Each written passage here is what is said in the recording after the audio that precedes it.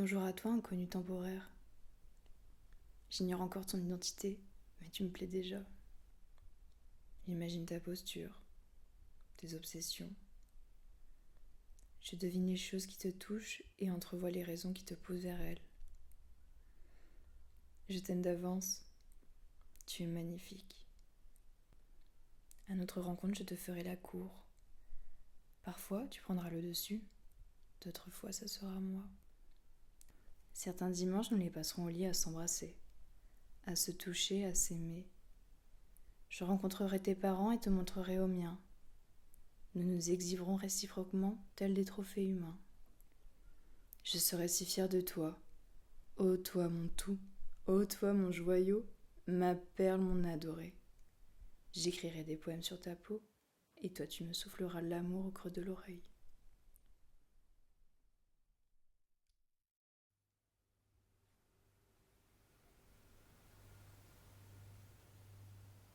Assise, au sol, dans la nuit tamisée de son salon, Lilith regardait son parquet.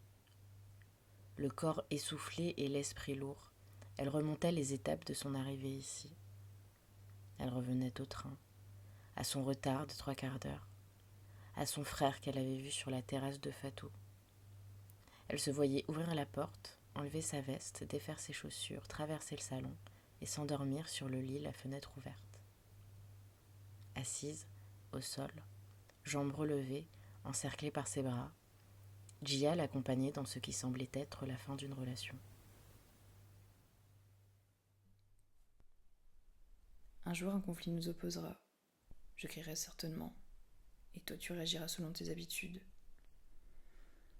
Je cataloguerai tes actions dans ma tête, j'analyserai tes propos, les mettrai en parallèle de tout ce que tu as pu me dire un jour. Et puis, secrètement, je te jalouserai. Parce que tu es capable de tant de choses et que moi, eh bien moi je ne suis en réalité personne. Personne pour aimer, ni pour l'être. Personne pour faire, personne pour dire, personne pour exister. Toi, tu me mépriseras. Tu ne comprendras pas mes moments de noirceur. Tu me traiteras de feignante. Tu tenteras de me faire bouger, mais te rendras vite compte que dans mes instants les plus sombres, même la mort ne saurait me déplacer.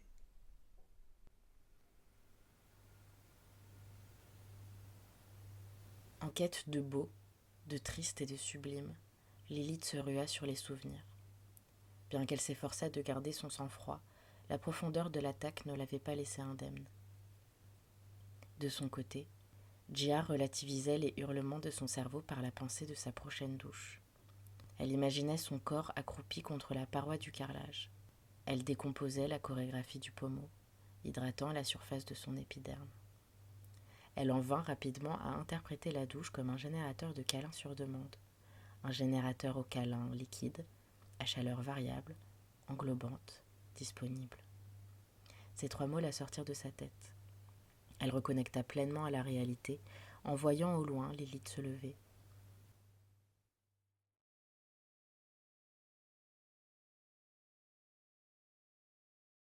La première fois que j'ai compris que j'étais pas blanche, j'avais 8 ans. J'étais avec mes parents à une soirée d'amis. On était tous dehors à danser, et il y a un gars d'une quarantaine d'années qui me dit de bouger mon corps comme on fait de la douche vient. Il s'attendait à ce que je lui fasse kiffer dans son trip du colon blanc, venu s'ambiancer sur du zouk, une nuit de forte chaleur sur une île qu'il pensait posséder. Qu'il pensait posséder comme mon corps qu'il pensait diriger. Qu'il pensait diriger comme sa bite, qu'il pensait souveraine. Pédophile. J'ai connu ce mot vers mes 5 ans. Après avoir entendu ma grand-mère soupçonner l'oncle parce qu'il prenait, selon elle, trop de temps à me coucher. D'ailleurs, il aurait fallu, selon elle, que mon pyjama soit plus couvrant pour éviter toute tentation. Pourtant, j'ai pas de souvenirs douteux. Enfin, pas avant mes 10 ans, quand un autre homme a voulu posséder mon corps par ses mains. Tout comme la jungle, on possède une femme en la violant. On nie son propriétaire. On attend le sommeil pour mieux s'en saisir. C'est alors qu'on la colle, qu'on la frotte, qu'on l'introduit. Il me dégoûte. Tout homme qui me désire est un violeur. Leurs pensées libidineuses me violent, leur regard lubrique me viole, leur souhait de m'effleurer me viole. S'ils sont séduits, ils pénètrent par le toucher la pensée. Effaçant mon point de vue du propos, leur désir est omnipotent. Ils me violent parce qu'ils n'envisagent qu'un corps qui les séduit. envieux, contrarié, conquérant, désireux, émasculé, soumis à l'absence ou à l'afflux sanguin, il s'imagine comment me prendre. Mais heureusement pour moi, j'ai connu l'amour des femmes avant le dégoût de l'homme. Elle est bien lesbienne, a dit Thibaut à Hakim lorsqu'il a capté, au lendemain d'une soirée qu'en dormant ensemble, il s'était rien passé. Elle est bien lesbienne, vu qu'elle ne m'a pas ou ne s'est pas laissé toucher, s'est-il peut-être dit. Parce qu'une femme dormant avec un homme qui ne s'adonne à rien d'autre que son sommeil est forcément lesbienne. Ça dégoûte que même au plus proche de nous, on devienne une marchandise. Un corps potentiellement intéressant, ou pas. Elle est lesbienne, donc je peux pas la baiser. Mais elle est lesbienne, donc je peux fantasmer sur elle et sa go quand je les vois s'embrasser à midi dans le parc. Elle est lesbienne, mais je peux tenter de la retourner par mon côté sensible. Et puis au pire, au bout de 7 ans d'amitié, elle se rendra peut-être compte qu'on est fait pour être ensemble. Le dernier en date qui a voulu me posséder, c'était Romain. Il voulait s'accaparer mon temps. Après 2 semaines à traîner ensemble, il a décidé que j'étais la femme de sa vie. Il lui semblait alors évident que je vive pour ses questionnements, ses doutes, ses réflexions. Quand j'ai stoppé de l'introduire à mon temps, il m'a volé l'espace. Il m'a dépossédé de la rue, des chemins, du bar, de la bibliothèque, du parc, de chez moi. J'étais en sécurité nulle part. Je scrutais chaque visage pour m'assurer qu'il ne s'agissait pas du sien. Au final, j'ai commencé à écrire à partir du moment où j'ai compris que j'étais pas blanche, mais en fait, c'est là aussi que j'ai compris que j'avais le corps d'une femme. L'homme et le blanc, c'est la même chose. Le blanc colonise et l'homme viole.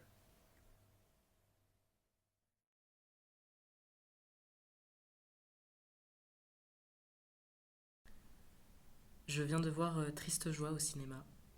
Il m'a anéanti. Je me suis vue dans ce personnage. Un mégalomaniaque, un grand malade obsessionnel qui ne peut vivre sa vie qu'en mettant en scène celle des autres. Ça a tout mis en perspective. Je crois que je ne serai jamais satisfaite par la réalité tant qu'elle ne naîtra pas de mes yeux. Et même si cela était le cas, rien ne serait satisfaisant parce que rien ne serait réel. Juste un scénario de plus dans mon esprit censeur.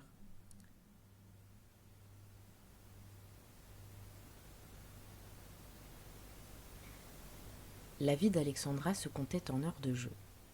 Actrice de son quotidien, elle s'engageait à peindre un portrait juste et raisonnable. Honnête, toujours honnête, quoi qu'il en coûte. Enfin, honnête, ou plutôt une version de l'honnêteté qui ne déplaisait pas à l'autre. Car c'est auprès de l'autre qu'elle se sentait utile. Et puis, si elle n'était pas voulue, au pire, elle serait nécessaire. Car en toute circonstance, sa présence était demandée. Alexandra ne s'invitait pas, on l'invoquait, n'importe où, avec n'importe qui, à n'importe quelle heure. Tel un thermomètre social, elle se glissait dans n'importe quelle fente pour y déterminer la température. Et ça lui allait bien. La position de caméléon lui permettait de se déplacer sans jamais être atteinte, parce qu'on n'est pas blessé quand on vit dans la fiction, sauf quand on la quitte, dans l'espoir d'une connexion sincère.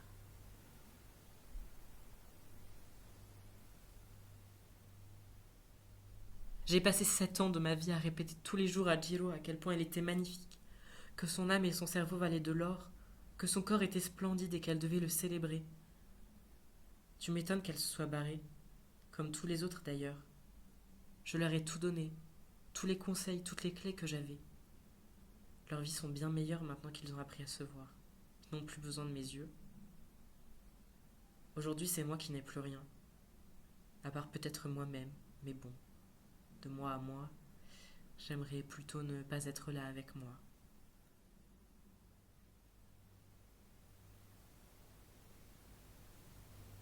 Il ou légitime, le poids des plaintes d'Alexandra s'étalait sur tout le reste. La médiocrité était ce qui l'accablait le plus, la constatation du très moyen. Chez elle, chez les autres, chez l'autre, qu'elle laissait entrer. Mais pourquoi avait-elle laissé entrer cet autre qu'elle savait en dessous ? En dessous de qui ? En dessous d'elle ? Ne savait-elle pas déjà qu'on ne pourrait l'atteindre, elle, qui ne savait même pas où elle était ? Mais le constat restait le même. Personne n'arrivait à ses pieds. C'est un foutu paradoxe. Personne n'est à la hauteur de ma putain de grandeur, et pourtant, au fond, je ne me suis jamais autant détestée. Une fraude, voilà ce que je suis. Une putain de fraude avec un complexe de supériorité divin. J'ai vraiment hâte de savoir ce que je compense parce que là, Vu l'ampleur de l'ego, ça doit être un sacré trauma que je refoule.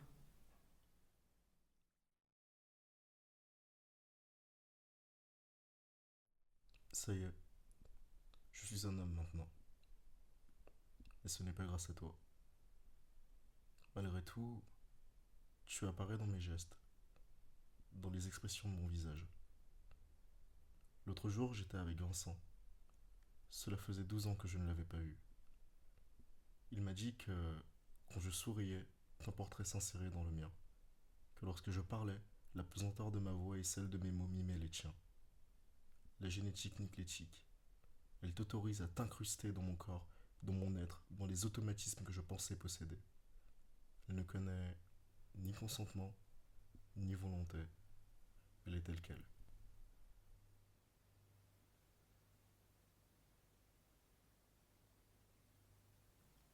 Il arrive quand le moment où je lui casse la gueule? Est-ce que j'ai le droit de m'énerver alors qu'il est calme et tout sourire? Pourquoi j'aurais pas le droit de m'énerver? Pourquoi ce serait à lui de dire que c'est bon, maintenant on est heureux parce qu'on s'est retrouvés? Ces questions spiralaient dans l'esprit de Timothée, alors qu'il marchait en direction de la maison. Son pas rapide essoufflait celui de l'homme qui avait toqué à sa porte la veille pour se présenter comme son père. Par son élan, il voulait le semer, voir son corps mou s'effondrer sur la chaussée et mourir par manque d'oxygène. Son corps mou, son corps gras. Il était si différent des photos trouvées dans les affaires de sa mère. Il était fatigué, il était lent, appesanti par sa culpabilité, certainement, pensa Timothée.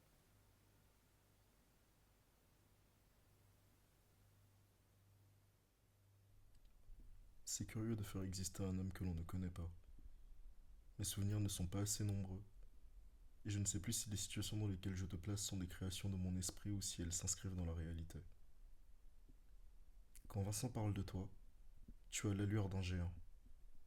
Quand il me parle de votre vie ensemble, il me raconte le mythe d'un être qui a su dépasser les limites de sa condition, d'une force qui a transcendé sa propre nature en suivant uniquement sa volonté. Je le vois à ses yeux qu'il t'ait aimé comme un cadet. Il t'aurait suivi n'importe où. Ils arrivèrent bientôt à la façade bleue et Timothée sortit ses clés. À l'ouverture de la porte, l'homme, courbé d'effort, posa sa main sur le béton de la rambarde et lui adressa un « attends » entre deux souffles abyssaux. Timothée se retourna. Le flot de sang qui faisait danser ses veines augmenta la contraction de son corps, angoissé des tempes aux mollets. Était-ce maintenant? Ses poings, allaient-ils s'actionner?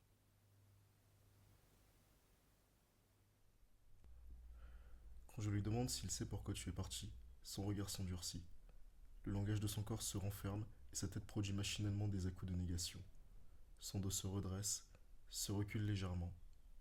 Je sens que ma question le dérange. Ses phrases deviennent plus courtes, plus sèches. La vérité, c'est que même lui n'a pas la réponse. Lui aussi a été abandonné sans explication. Finalement, il termine par me dire que parfois les hommes font des choses parce qu'ils doivent le faire. Cela me paraît irréel. L'homme ne serait donc pas humain? N'aurait-il pas le droit d'expérimenter les paradoxes émotionnels et de s'exprimer sur la question? Pour Vincent, il semblerait que non. Il semblerait même que la norme soit dans l'impunité.